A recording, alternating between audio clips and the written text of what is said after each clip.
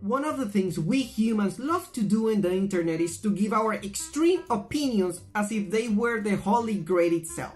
No matter what the topic is, if someone mentions, for example, how great the Beatles are, from the less murky and superficial waters of the internet, that messiah sitting on his pedestal will arrive to respond, the Beatles are overrated. If someone says that Christopher Nolan is their favorite director, a legendary paladin will come flying from the heavens riding a Pegasus while professing, Christopher Nolan is overrated. You should watch more cinema. But that name is irrelevant because Martin Scorsese is overrated. David Lynch is overrated. Quentin Tarantino is overrated. Mention any movie from The Matrix to Oppenheimer, they all are overrated. Everything famous is overrated. These highbrow critics tell us that we the masses shouldn't consume these kind of works, but rather those of other creators that few others know, such as Lav Diaz, who makes experimental and generally slower cinema, or Matsumoto Toshio, a pioneer of Japanese experimental cinema.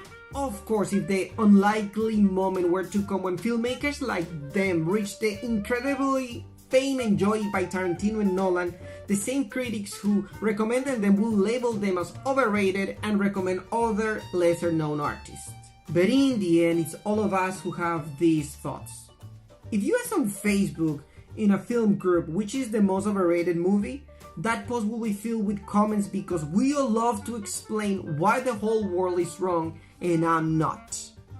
They'll mention movies like Star Wars, The Lord of the Rings, Harry Potter, any Marvel movie. That is the very well-known ones, the ones consumed by the masses. It's not that things are overrated, it's just that many people like that particular thing. What we all really mean is that I don't like this super famous thing and that's it, nothing more. It's not that it's overrated, but we'll say it and we will keep saying it. Even I have done it. In that post I mentioned earlier, I was the first one to comment that the most overrated movie is James Cameron's Avatar. This is the highest grossing film of all time and it has the most generic plot possible, almost identical to previous films such as Pocahontas, Dances with Wolves, The Last Samurai. Even Hey Arnold the movie has the same plot. A giant conglomerate wants to remove a whole community from their lands out of sheer greed and build something in its place that symbolizes the darkness of capitalism.